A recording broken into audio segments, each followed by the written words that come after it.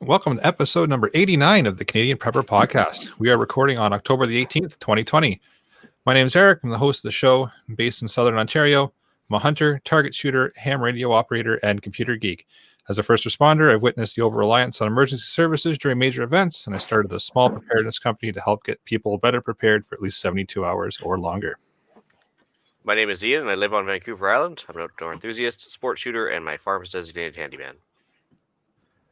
I'm Alan. I'm a safety trainer, first responder, security expert, and overall safety nerd. And I'm Hughes from Nova Scotia. I'm a Canadian Armed Forces veteran, volunteer firefighter, and platoon captain, and also a volunteer search and rescue technician and prepper. I've been preaching and living the prepper lifestyle to varying degrees for the last 6 years or so, and this was born out of necessity for the ensuring the long-term and short-term survival of my young family, which includes 3 children. If you want to help support the show and keep the Canadian Prepper Podcast on the air, you can buy a Canadian Prepper Podcast t-shirt at rapidsurvival.com. All proceeds help keep the lights on and the backup generator fueled. If you are enjoying the show, please take a few minutes and like us on Facebook. Submit a review on iTunes or wherever it is that you listen to us. We also want your feedback, good, bad, or even if there's just a topic you want us to cover. You can shoot us an email, feedback@prepperpodcast.ca. Okay, so we've got some OCD or CDO content for you in this episode. First, we're going to start off with some preparedness-related news articles. Next, we'll let you know what we've done for our preparedness since our last episode. Then we're going to get into the main topic, keeping a tab on your preps. I put an article in today about a couple of hikers from Toronto who ended up in the mountains-ish of BC, north of Vancouver. Ended up spending the night after getting lost. I found it entertaining within the article. One of the couple said that he considered himself an experienced hiker. The search and rescue technicians that found him said that they were quite inexperienced and were on a trail that was well above their heads. He did specifically mention in this article that he was not prepared to spend the night, and it was more luck than skill that they were still alive when they were found. And the best part was they were on Grouse Mountain, which for the Vancouverites, they're kind of having a giggle as we speak, but basically it's like if you go uphill, yeah, you're going to go further to the mountains, but literally if you go downhill, you're going to hit the city of Vancouver. You couldn't help but hit a house if you head downhill. So, missed 2 million people, I guess, somehow. It's Torontonians for you. Yeah. Wow. As for myself, actually, for the firefighters in attendance here, I was going to hope you guys could flesh this out a bit. But it's actually a news article that shows that no matter how safe you think you are from a house fire, you never know. Because what happened was in downtown Vancouver here, literally with fire trucks in attendance, these people that had caught a fire with a restaurant, the truck showed up, put the fire out, or so they thought. Of course, fire spread throughout the attic, and then it burning out 5 businesses in the area, which goes to show that even if you're right downtown with fire trucks right there, you can still get burned out of everything, which I found interesting. We were talking about this off the air, and it sounds like there was probably a void space somewhere that the firefighters inside weren't aware of. And we were talking about that, especially with older buildings, when they've changed hands a few times, they've been renovated over and over. It's virtually impossible to know that you're on an outside wall until you see brick, and even then it's not a sure thing. So during the overhaul process where the firefighters go through and find any hot spots, it's stuff that's really easy to miss if it's up in sometimes it's called a cock loft or a false attic, and it can spread really quickly, especially when the buildings are connected like that. It reminds me of a house I worked in I don't know, probably 15 years ago, and I was installing a bathroom fan, like a vent, and they brought the vent pipe down from the roof, and I cut a hole. I was up in the attic, and I cut a hole, and it was plaster, and I tapped out the part that I just cut, and the whole thing just crumbled, and I was absolutely terrified that I had done significant damage to the ceiling. So I jumped down out of the attic, dashed into the bathroom, and there was not a speck of damage anywhere, because there was actually a 3-foot void between the original ceiling that I had cut through and the drywall ceiling in the bathroom. So those void spaces are where that smoke and heat end up, and they're not found until they flare up again. Yeah. So lesson learned. I mean, even if the fire trucks are right there, it's doesn't mean you're 100% fireproof. Absolutely not. Well, And I mean, there should be a firewall between those businesses or those establishments, but it's something that can manifest itself, right? I mean, if somebody who would be in command of a fire, one of my first things would be to send crews into both of the exposures, so on the left side and the right side of the building, just to make sure that fire isn't spreading there. But again, like Alan said, I mean, if there's a void space and you don't catch it, it's very possible for the fire to even smolder there and then kind of rekindle, right? So. Exactly. And especially if it's up in the attic, I mean, that's there's all kinds of technology like thermal imaging that would give you that information. But if you aren't looking for it, and if it's not high enough on your priority list to find, it's really, really easy to miss. Yeah, keywords should have a firewall, but you never know. It's building codes are kind of wonky, right? Even a firewall has limits, right? So a firewall, firewalls are usually two or 3 hours, depending on how they're built. If it's not masonry, and if the fire's burning up there for a few hours without any knowledge and it's not being extinguished, then that firewall can fail. Like any drywall gives you a rating. In most commercial establishments, you've got 2 layers of 5/8 drywall on both sides, and that usually gives you 3 hours. If it's complete, if it's intact, if it hasn't been penetrated with wires and ventilation and not filled in properly, which is a common occurrence, especially in renovations, which is another reason, as much as I hate things like building permits, if you are getting a permit, then you are working within the building code, and the building code would specify what kind of fire resistance rating you have to have in there to prevent this problem. No, not to drag us on, but I mean, I've seen firewalls made of 5/8 OSB. So, this was a new construction signed off by a building engineer, and it's 5/8 OSB for a firewall. So, I mean, that's a couple minutes, right? So, I think he misunderstood the meaning of firewall. He didn't mean to spread it. Like, yeah, I mean an actual wall of fire. Yes. That's awesome. Jeez. So the point of that is take care of your own safety, and don't rely on your neighbors, because chances are good they haven't done anything to protect your building. Perfect. Yeah. Right, so for myself, for news articles, shocking. I know. Get ready for this. First, it was toilet paper. Now, paper towels are in short supply. So I guess everyone's used up their toilet paper and has migrated to paper towels.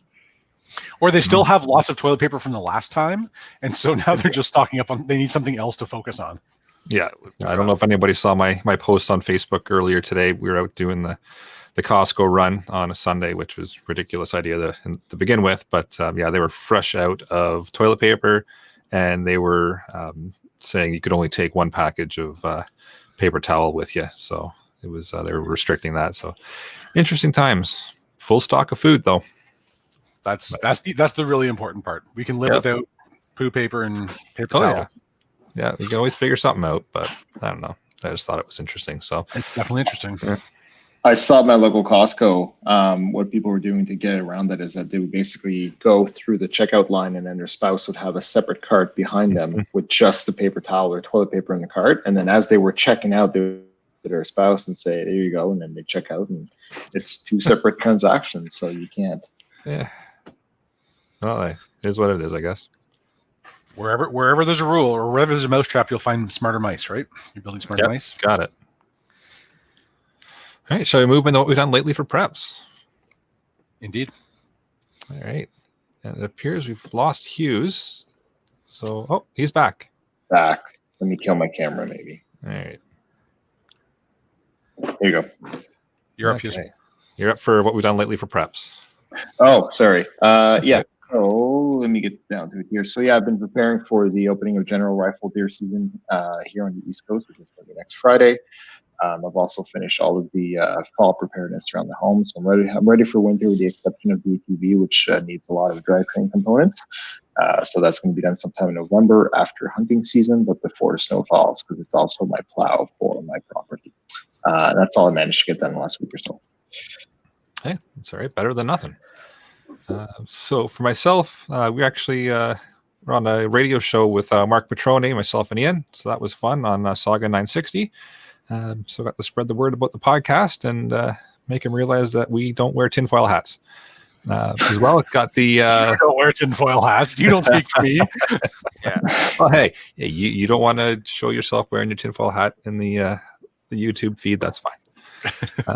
As well, it got the ham radio set up finally. So put a couple of pictures up there for Facebook. So if you're on the Facebook page, you can see my setup. Finally got my UHF and VHF antenna and my HF antenna up and working, and all the wires and cables run and nicely tucked away in the ceiling here. So it's only been about 2 years of me saying I'm going to do it, and I finally took a couple days and got it all set up, and I've been making all kinds of contacts on HF. So it's been fun. Fancy.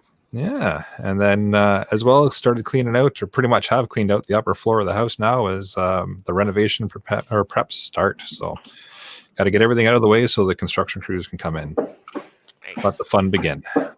Hey, have you noticed a big difference in your range with the VHF, with the antenna being higher up? Absolutely, yeah. I'm hitting repeaters all over the place now that I couldn't get before. It's it made a big difference. How much higher? Like, what's the difference?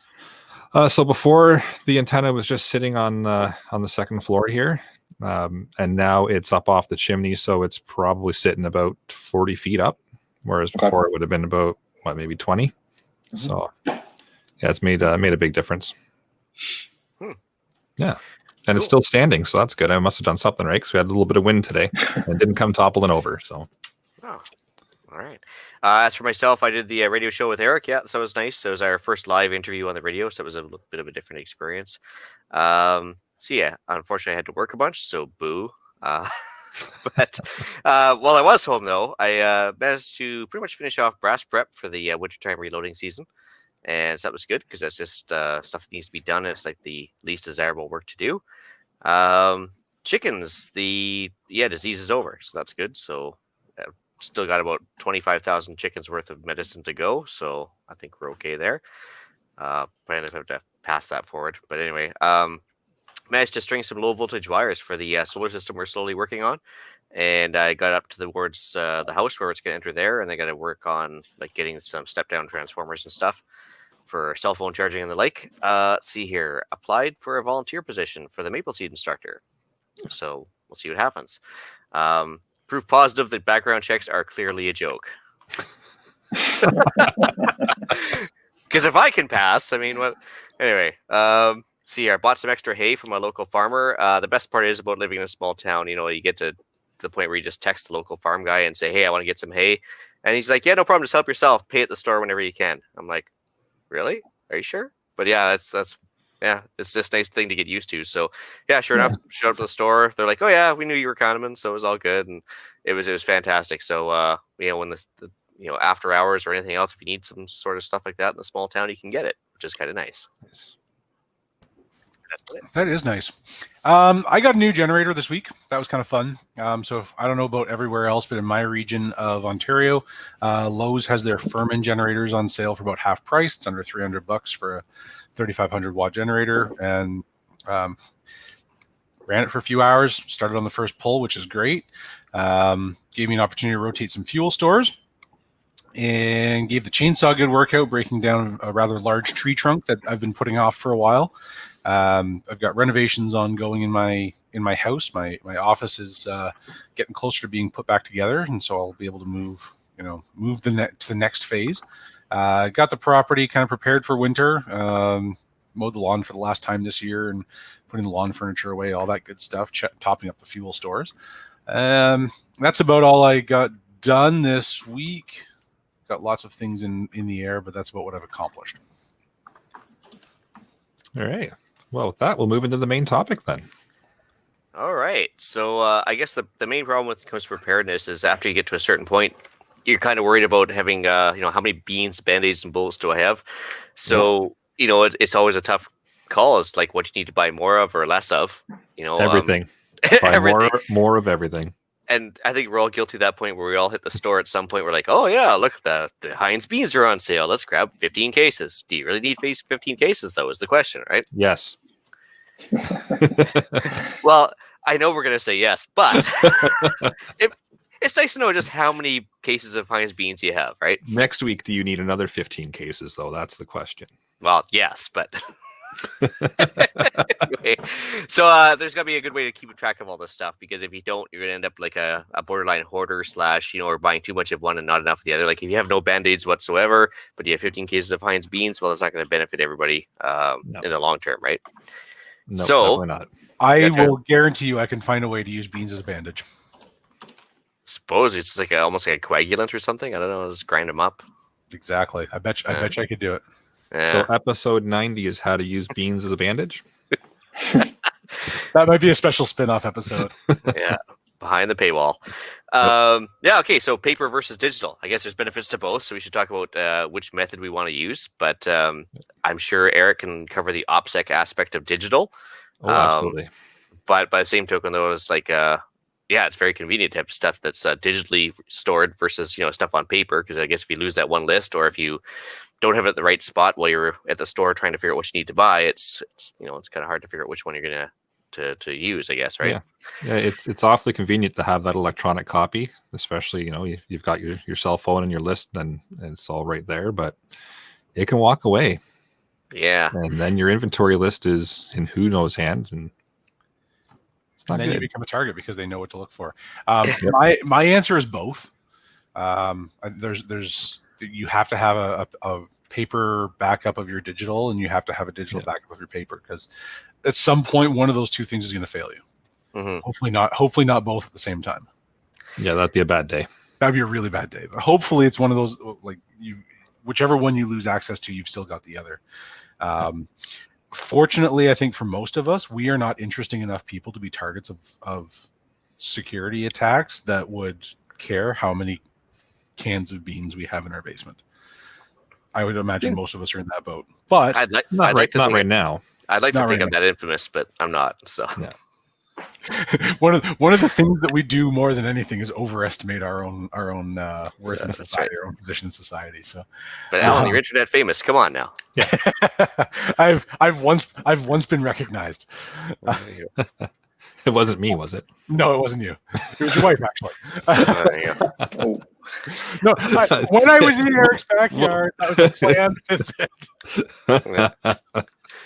So, Google Docs, as far as like making lists with Google Docs, thoughts on that, Eric, as far as like privacy concerns? Yeah, well, the thing with Google Docs is you don't know who else has access to that document, right? They'll tell you, yeah, sure, we never look at it, it's encrypted, blah, blah, blah. Well, is it? Maybe, maybe not. But just keep in mind, anything you write in there, even though they say it's only you can see it, well, maybe even if it is all properly protected and encrypted and Google never looks at it, one day you could, right click, left click, hit a wrong button stroke, and all of a sudden you shared it out to a few people. So there's always ways that it can end up getting out there. So just be cognizant of what you're putting in there, right? Yeah. Share with work email group. Yeah. Oops. No. Yeah. Oh no. Too late. Dropbox has a similar drawback, but then, frankly, the program you use. I mean, we've covered this a couple of times in cybersecurity, but I mean, just putting your documents in in a different format makes it less accessible. But again, you've got to balance, right? Security is the contraindication to convenience.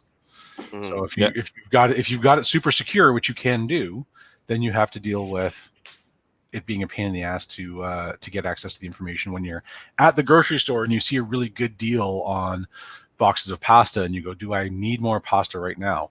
And if it's a 15-step process, you're less likely to actually look at it than if it's easily accessible. So if anything, if it's 15 steps, I'm just buying the pasta. Theoretically, and I mean, worst case scenario, you get it home, you realize you've got too much, you trade it with somebody else for something, and I think that's probably the realistic thing. When we're talking about documents, organizing your documents, it's not just your inventory list, but you need copies of everything digitally. And I think we've talked about this on previous episodes. Get it on paper, and as well as be able to take that paper with you when you have to leave your house, but also have it online backed up in a way that you can access it if you need to, if your paper copies disappear. So I was just gonna say for me, I have everything in. I use Excel. I don't use Google Sheets for this particular for my inventory, I guess. And the reason I do so is for the reasons that Eric had mentioned. It's just that you don't know who has access to it. So basically, I do use an Excel sheet. It's a workbook, and each one of the sheets basically is for something different. Like one's for food, one's for animal walk and stuff. And then I do have it on cloud storage, but I don't use like Dropbox for this. I use like sync.com, which is a Canadian-based provider, and it basically encrypts locally as opposed to in transit and on the cloud. But I also use services similar to NordLocker or Box Cryptor, which basically lets me encrypt it myself before I put it on the cloud. So even if somebody were to have access to it and they somehow have a key for it, they don't have a key for the encryption that I put on it, right? So That's a great way of doing it. Yeah, and there is a drawback in the sense that it's not super easily accessible, but at the same time I have a pretty good idea of what I have for preps, and I don't. If I see a good deal on pasta, it's not that big of a deal that I need to fetch it on my phone or anything like that, right? So yeah, that's a great way of doing it. You keep control over the keys at that point. Nobody else is going to get access to things, or if they do, it's going to take them a significant period of time to gain access. Right, to it. and I think I'm only encrypting it with like AES 256 or something. But I mean, a couple hundred years. It's a couple hundred years for even So I'm not, and again, I'm not concerned of governments getting hold of this. I'm more concerned of bad actors, and in that sense, I'm really have no concerns with the way that I'm encrypting it, right? So yeah. Well, I like the fact that the computer can offer like built-in alarms for when you're getting low, or when you have something that's due for maintenance. Even like when's the last time you rotated your gas, or something. If you have a constant setting alarm, it's nice that you don't have to sit there and worry about that stuff. It just automatically pops up right in front of you, right? Well, and that's what I did in the worksheet is build in macros when it comes to dates. So especially when it comes to perishable goods, even non-perishable goods, there's going to be a best before date.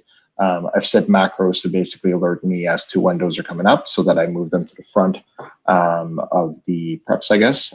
Same thing for fuel. So when I'm approaching the 3-month or the 6-month mark, depending on how it's been treated, there's a macro that basically alerts me. Now, I do have to open the sheet in order for the macro to function, but it's something that I'm in quite often, so it's not a big worry, right? So, yeah, I was actually interested. Like, I was chatting with a traveling prepper one time, and we were discussing like bug out bags and stuff like that.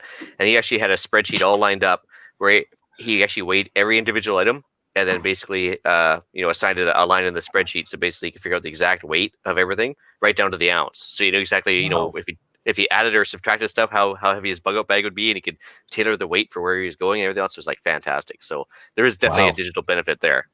What I really like about that idea is that, if you know that you have like a KFS or a canteen or something that weighs a certain amount, and you find something in the store that weighs half of what you currently have in your bag, I mean, that would be a great addition to your bag. I mean, over time, if you reduce the weight of the bag by like 20% or 30%, allows you to obviously be lighter or add more stuff to it without adding bulk or weight. So I think that's a great idea. That's awesome. Yeah, I mean, as for myself, like for the limit of the computer stuff, I mean, like I like to keep, besides the obvious inventory and everything else, on a non-internet shared file or whatever. But Google Docs for myself, just for like a do and get list. So it's basically like if I'm sitting around the farm and there's something I either need to do that I've just reminded myself, or something I need to get that when I get to Home Depot, I've totally forgotten about it otherwise. I just crank it out the phone right off the bat. It's stored to the cloud, so to speak. And then that way, if I'm in Home Depot, I haven't forgotten that piece of paper at home. I've got the do and get. It's not a super secret list or anything else. It's not exactly like an OPSEC issue or anything else. And same thing, running tally of the best price on something. So whether it be beans, bullets, or band-aids, if I have a running list on a document that shows the cheapest price for, say, a case of beans at Costco for this much, 99 cents a can or whatever, if I can beat that, I'll buy it and then update the list to the point where I know what the cheapest thing is and where it is. So that's just a nice thing for mobile files, I guess. Oh yeah, they're accessible anywhere. Google Keep for that, just because it's again kind of cross-platform, and it's it doesn't take up space in my drive, and it's really easy. I find it really easy to find work on my phone, but I use an Android phone as opposed to an iPhone, so that's just me. I'm kind of interested in what Eric uses. I personally use Evernote, but I'd like to know what Eric uses for that stuff. Yeah, for just my lists and such, I keep it low tech. It's usually just notes in my iPhone, which is still semi-techy, but right, nothing fancy, just the notepad. which boring, but yeah. So in terms of that works for your documents. In terms of stuff, I'm a big fan of it's better to look at it than look for it. I tend to use clear bins. I usually get them from the dollar store. I can see what's inside. There are two basic ways to organize your stuff, either by category or by function. Both have their benefits. Organizing by category puts all of your hammers and striking tools in one place, all of your screwdrivers in another. Whereas organizing by function puts your wooden mallet with your chisels and your sledgehammer with your concrete tools.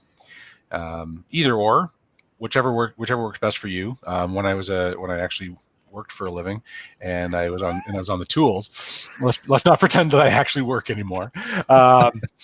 I tended to build tool kits. So if I had one, so my job had one specific function, I would build a kit around that specific job. So I had everything I needed in one place.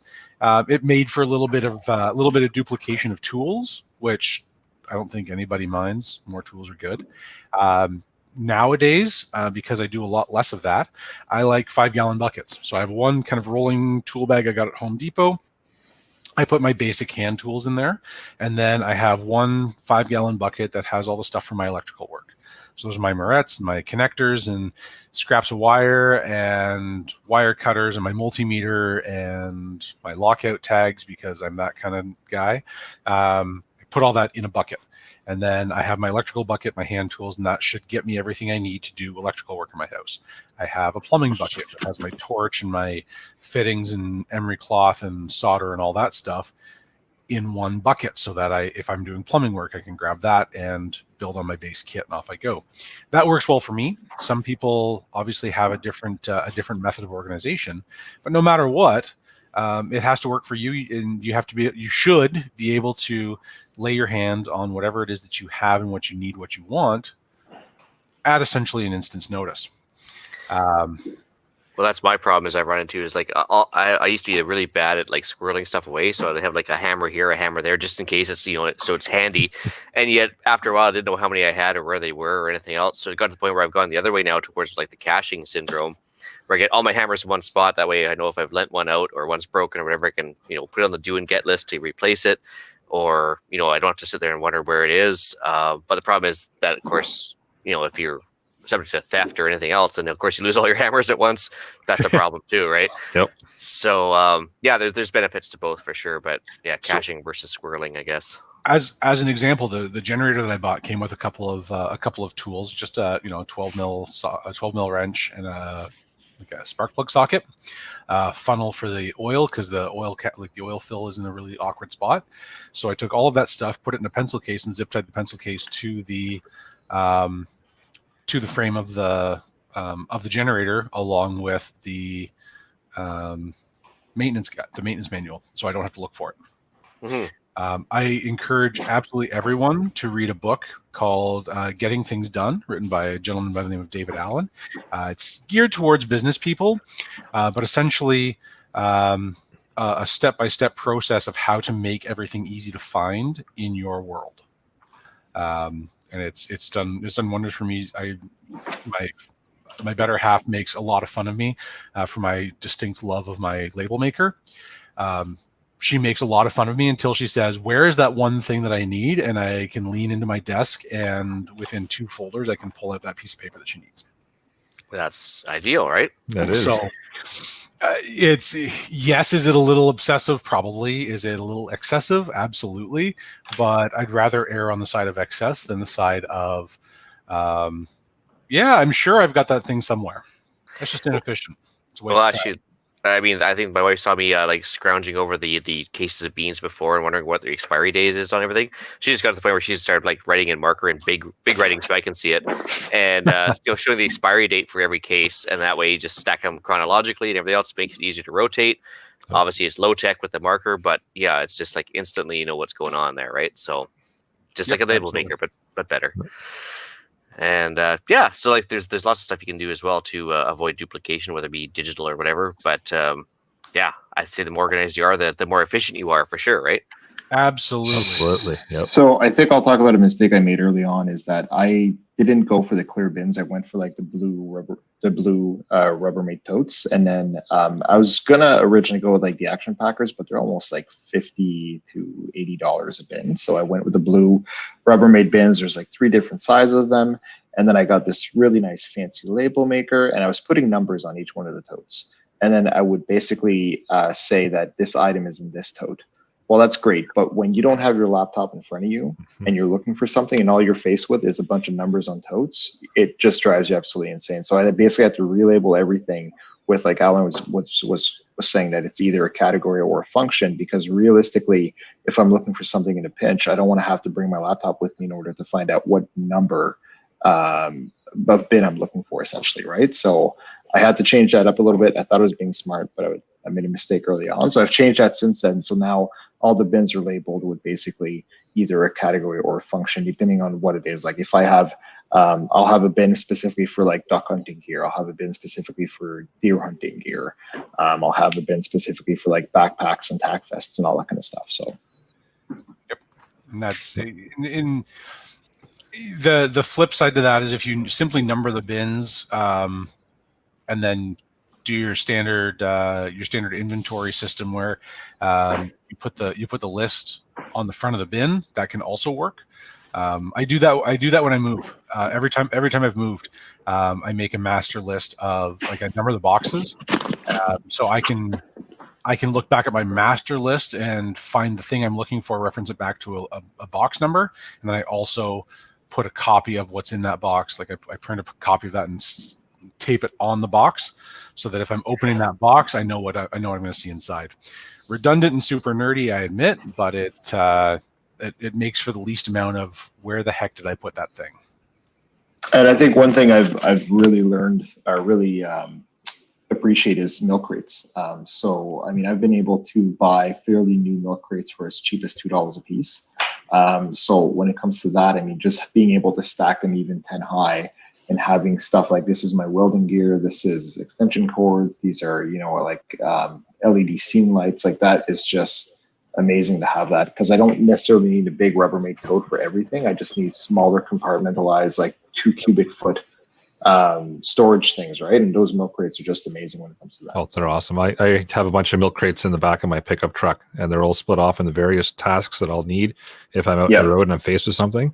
And I just bungee cord them in the back of the truck, and they're there in case I need them. And what's awesome, what's perfect is that, yeah, like to your point, even for my truck, like when I have the tonneau covered down, I can fit 2 high and something like 4 across the back of the truck. And it's like, for somebody who's got a little bit of OCD when it comes to like arranging stuff, it's like, oh, it just fits perfect. It's flush. There's no wasted space. Like, how beautiful is this? Yep. Yeah.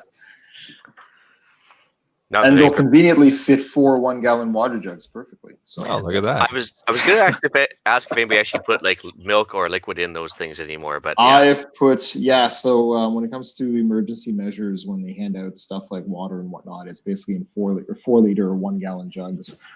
So typically I'll break down the cardboard and use the plastic milk crates to store that in. And it's great for that purpose too, of course. So Cool. Another low-tech method I had, just I think we mentioned on another podcast too, is just for the jerry cans, rather than writing on the jerry cans because the date's always changing.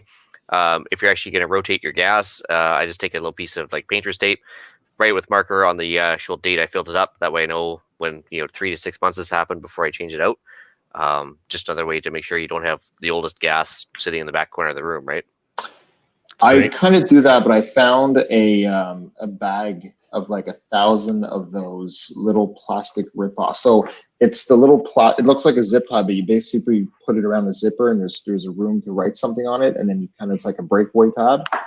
Anyways, I found a bag of 1,000 of those. I put it around the handle. I write the date, similar to what Ian said. And then once I empty the jerry can, I rip it off, and then I'm good to go to add another one, right? So, and that's similar to what I do. So I use those tabs as well when it comes to like my trauma kit, my range bag, and all that kind of stuff. Once I've gone through it, including my bug out bag, my get home bag, once I've gone through it to check it, I basically put one of these locking tabs around the zipper, and then I write the date and my initials to know that that's the last time I checked it, and that nobody else has been in it since I checked it. I do that, like I said, range bag, trauma bag, get home bag, bug out bag. So it gives me a really quick indicator that, hey, nobody else has been in this, and this is the last time I checked it. Yeah, it's like the tamper-proof seal to make sure that nobody's walking That's exactly, with their granola bar. Yeah. It's like, hey, yeah. I was gonna say also like Alan will definitely sign out on this one too. Like so, like when they say to change out your batteries during the time changes for the smoke detectors and carbon monoxide detectors. Obviously, the stuff like that, if you have pre-selected in your computer calendar or just like I said, time it with the time changes, easier to stay organized with stuff like that. You don't fall behind on it, right? Yep. That's coming up in a couple of weeks, isn't it? I believe it is. Yep. I think it is. By the way, when you're doing that, take change all your batteries and your smoke detectors, of course, as well as your CO detectors. Do your function checks. Press the test button. Go around with a can of lubricant, not WD-40, but actual lubricant. Spray everything that moves. So your hinge rollers, your locks, your drawer rollers, your hinges, all that stuff. Keep it all from squeaking. If you do that a couple of times a year, you will have far fewer failures, and you're less likely to run into things like frozen locks in the winter. Well, yeah, just like you mentioned that tying in maintenance with your calendar as well. So whether it be generator maintenance or car or whatever, staying organized on top of stuff like that, then you're less likely to have a breakdown in the wrong time, right? Absolutely. Oh, Victory absolutely, favors yeah. the prepared. The more on top of the general maintenance you are, the less likely you are to run into a failure. Cool. One last trick I had to stay organized was in the woodshed. The actually previous owner started it and I finished it off, but basically they took the woodshed, which is an irregular shape, but they figured out exactly how much 1 quart of wood was, and then basically filled the woodshed up to that point, and then drew a line that was like 1 quart, and they, of course, had the line for the second quart and everything else. So you can see how much is left and how much you're using every year. So you can see, like on an average year, how many cords you use. So it helps you stay organized with either what you have to cut down or order or whatever, and also how much you have left as far as a backup supply goes. So it's a neat little thing to do. Just do all your measuring ahead of time. That's handy. Mile markers, absolutely. I remember unloading trucks at a big box retail, and about half the trailers were marked at the quarter, half and 3/4 marks, so that we knew that we were getting close to the end. But same concept. The end is near. Well, that might be a good thing, might be a bad thing, but at least you know. Jeez. It's appropriate comment for a prepper podcast. It's a whole lot better than getting to the end and not knowing. Fair enough. I think that's all I've got. That's lots of. We've talked about lots of stuff here. Actually, Yeah. Infamy C mentions that pencil cases are a great storage bag for small stuff. Back in school time, you can get them dirt cheap too. That's very true. Like everything from spare keys to like small pocket knives or everything else. If you want to have a little cache, like your little collection of pocket knives to choose from, versus trying to find them in each individual drawer, but it's certainly helpful. Absolutely. I think I mentioned it when we were talking about car kits. Like everything in my car, my truck now is all in pencil cases. If it fits in a pencil case, I put it there and I label the outside of the case with what's in it. I usually buy them at the dollar store because they're the same. They're all the same size. And then I color code them. So I've got anything that's medical is red, anything that's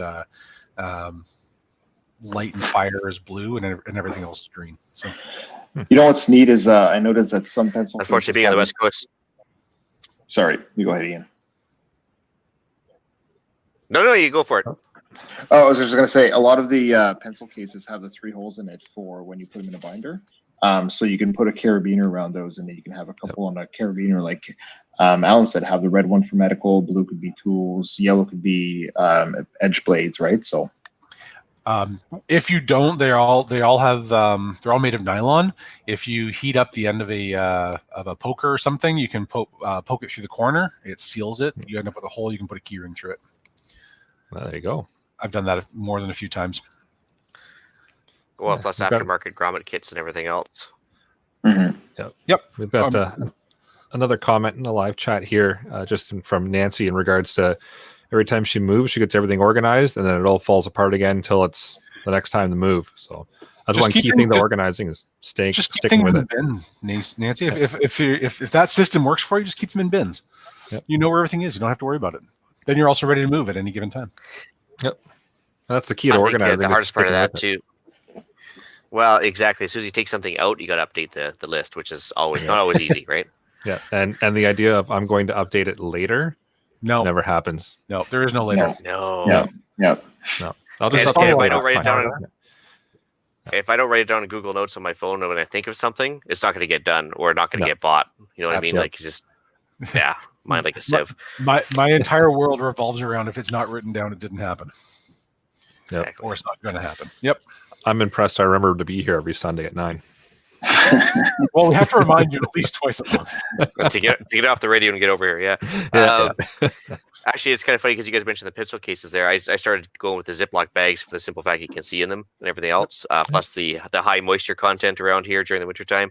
So for the in-car kits, whether it be flashlights, batteries, lighter, pocket knife, whatever, throw it all in a Ziploc bag. Easy to grab, easy to leave with, and also keeps the rust off. Right. Yep, absolutely. That's a good point too. Yeah. Double duty. That if you really, really, really get desperate, it's a place that you can collect water. That's true. Yeah. Yep. Nothing wrong with that. I've like my backpacks. Whenever I pack hiking bags, I pack everything in Ziploc bags for, again, the double purpose. 1, it keeps everything dry. 2, it keeps everything organized. And 3, if I end up in a position where I need to collect water, I've got lots of Ziploc bags for it. Mhm. Do yourselves a favor. Don't cheap out on that. Buy the good ones. Yep. The Ziploc brand are worth it. Yeah, dollar store one stuck. They're terrible. All right. You said, did you mention that book again already, Alan? I did. Getting Things Done by David Allen. Fantastic read. He's written a number of books. Everything that he does is about productivity. Again, it's kind of geared towards the business community. But just like most things, there's a lot of good information that you can take out of that. If you follow the Amazon link in our show notes, do a quick search for Getting Things Done. That would be that'll get you there. It'll get it to your door within a couple of days. It's an in-stock item for the most part. That's awesome. Yeah. I'll have to check it out. It's a great book. I recommend literally everybody read it, whether you're in business or not. It's Add it to the list. Yep. I mean, again, you can take it too far, and I mean, I like to line things up in the drawers in the kitchen a certain way, and other people in my house don't necessarily follow the same rules that follow the same guidelines, which can be a little frustrating sometimes. But and I suppose that's probably the last note to put on there is that no matter what you do, you have to get everybody that's involved in your stuff on board with it. So if you have if your significant other, your kids, or your mutual assistance people are all involved in this, everybody's got to be playing by the same playbook. Otherwise, your fantastic inventory and organization system isn't going to mean anything to them. They're not going to be able to find what they need, or they'll be very well-meaning and try and put it back where they think it belongs, and it won't go there, and then you'll be looking for it, and it won't be there, and that's equally frustrating. So just make sure whatever it is, it's on. It's everybody's aware of it. We've got another good point in the live chat here from Dan. Just says small vacuum bags can be used to store extra clothes in a get-home bag or emergency car bag. Great way to save some space. Yep, I was thinking about that actually. I've got packing my emergency bag that was in my SUV lived in the back, lived in the trunk area, and it was just a duffel bag. I don't necessarily want that in my truck over the winter, so I'm going to put. I've changed that out to a plastic tote. So I was thinking that with a little bit more limited space, then maybe that would be a good idea for all the extra warm clothes that I put in there. That's a great idea. Say space that keeps the mildew off, right, or the mold off. Like that's what I was thinking. It was mostly to keep it dry. And so rather than just pack everything in garbage bags, which isn't a bad idea, if I can pack it in the vacuum bag, save space and keep it dry. That's what I did for my get home bag and bug out bag on Amazon. You can get like a pack of, I don't know, it's like 10 vacuum bag for clothing for like $40 or so. And then you just use a shop vac, you suck all the air out of it. And I mean, it doesn't reduce the weight by any means, but it basically, I would say it's about a 50% reduction in actual volume.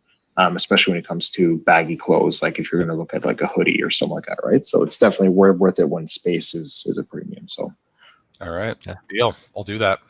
I'll order those and we'll report on it next week. Awesome. Probably 2 weeks, but next week.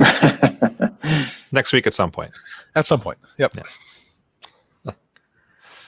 All right. Anybody on the panel have any other organizing tips, tricks, or what have you? Oh, I think that's pretty much it. Just find a system that works for you. I mean, I know that we've thrown out a few ideas here, and if you go online, there's going to be an infinite number of systems. But just find something that works for you. Make sure that you're consistent, you stick with it, you're not going to have any issues, right? So it's just, I mean, every system has its pros and cons. Just find one that works and stick with it. Yep. And anybody looking for the milk crates, you can find them either on Facebook Marketplace, or Kijiji is a pretty good spot to dig around for them as well. I see them listed quite often in this area anyways. Oh, you don't Yeah, just if you're grab it behind desperate, you can go to like Home Depot. They're like $10 a piece. That's way too expensive. Oh, yeah. I mean, like I said, I found them for as low as $2 a piece, sometimes $5. That's a little pricey, but $2 a piece is a good price for them. Yeah, I'd say $2 is fair. So you don't just grab them behind the dairy? I'm not going to make a comment about working at a dairy before. we do not recommend acquiring these by any illegal means. I love the warning on them though that says it's illegal to own these, or it's illegal to have these if you're not a dairy or something. It would be possession of stolen property, I believe. But if I paid $2 for them, are they still stolen? You're receiving stolen goods no matter how you receive them. Anywho, yeah. So that's the extent of my legal advice for the day. Yeah, that's another podcast. This is not a legal advice podcast. Yeah. All right. Well, I believe that brings us to our podcast challenge then. Our podcast challenge for the week: develop an inventory, paper or digital or both, of your consumable preps, such as batteries, cans of beans, etc., and bonus points if you know where to quickly find them. Let us know what you did, how you did it, what worked, what didn't. Feedback at prepperpodcast.ca. Awesome. All right, we'll move into upcoming events. I see we have something on the list. Well, it was sitting empty for so long, I had to put something in there. So, so the Toronto Sportsman show, I think, is still up in the air thanks to the new lockdowns and stuff. But anyways, the BC Sportsman show is still a go for now, March 5th to 7th of 2021. And I put a link in the show notes for people interested in attending. Awesome. It'll be like camping and outdoorsy gear and everything else. So I would love to attend that. Oh yeah. I would love to be able to travel in March. That'd be great. I think a lot of people. I'm not expecting it, but I would love to be able to do it. Mm-hmm. If you do travel, don't forget TP and paper towel. That's right. Yeah. And you can backpack it so it takes up less space. I've learned a lot this episode. There we go. All right, let's move into some shout outs. So for myself, quick shout out to Mark Petroni again. Thanks a lot for having us on your show there the other day. We had a blast with it, even though we did tell people not to wear tinfoil hats. So. Where can we find that? It was recorded, right? Yeah, it was recorded. So it's Saga 960, and you can check it out on Spotify, or I believe it's on pretty much any podcast app. So after the show airs, and it's on every day. A couple hours later, it's pushed out to podcasts. So also on their website as well. It shows when they're I guess when they're finished the show, about 2 hours later, it comes up on the website, and you can listen to it. So I think we're about like an hour and 10 minutes into the show on that. On the 14th. On the 14th of October. Yeah, it was a lot of fun. I had fun doing it, and he asked some really good questions, so I quite enjoyed it. Yeah. As for myself, I've got shout out to two new listeners, Steve and Darren. So they know who they are, and looking forward to hearing good feedback from them. Cool. That it for shout outs? I think so. All right. Nothing heard. That's it for shout outs. On to email and iTunes reviews then. All right. So I got the first one from Northern Michigan. It says, love the format and AMP. The useful info, never a waste of time. Keep up the good work. My new fave. Awesome. And we're actually planning as soon as we can open the border. We were actually just talking today about going up to Mackinac Island as soon as it's open again. Huh. Can't wait to go up there. Northern Michigan. We love spending time in Northern Michigan. Second only to Northern Ontario. All right, we've got another review here titled "Great Podcast." I already agree with the review, and we're not even into it yet. It says, even though I'm a Minnesotan who grew up 2 hours from Winnipeg, I have many Canadian friends, and I value the Canadian history, music, and lifestyle. Sometimes convince myself I am Canadian. I'm on an emergency response team, and that does disaster preparedness, confined entry rescue. I practice survival skills. I love this podcast with many voices from across Canada discussing really good topics. Thanks for the great information. So, Well, thanks if for you this great believe that review. you're Canadian, you can be Canadian. It's Welcome, true. right. welcome aboard. Minnesota's basically Canada. I mean, that's why we let Tyler come on. Well, like I did the latitude check, and basically, Tyler and Minnesota, all those stuff, that's all like further north and more than half the population of Canada. So really, I mean, that makes you pretty much Canadian. So I accept. Welcome to the club. yeah, We'll send you some maple syrup. All right. With that, I will bring episode number 89 of the Canadian Prepper podcast to an end. You can find the podcast on iTunes, Podbean, Spotify, or of course your favorite podcast app. Please help us out and submit a review. It helps other people find us. We do record these shows live on Facebook and YouTube. That's why Eric should be probably reading those before we try and air them. If you want an early peek at the show, please subscribe to the YouTube channel, Canadian Prepper Podcast. Click the notifications tab. That will give you an alert when we're going live. If you want to find me directly, you can get me on Instagram at ppswo or by email, Alan with 1L at prepperpodcast.ca. If I read them ahead of time, it wouldn't be nearly as much fun. You wouldn't give me anything to razz you about. Yep. And for myself, I can be reached at hfxprepper@gmail.com. And I also have my own YouTube channel, Ian, no comments, please. Just search for HFX Prepper. Have you uploaded a video recently? Eric, no Raj. comments. see, yeah, I didn't do it this time. You can reach Ian directly by emailing me at email change thewesternretreat@gmail.com.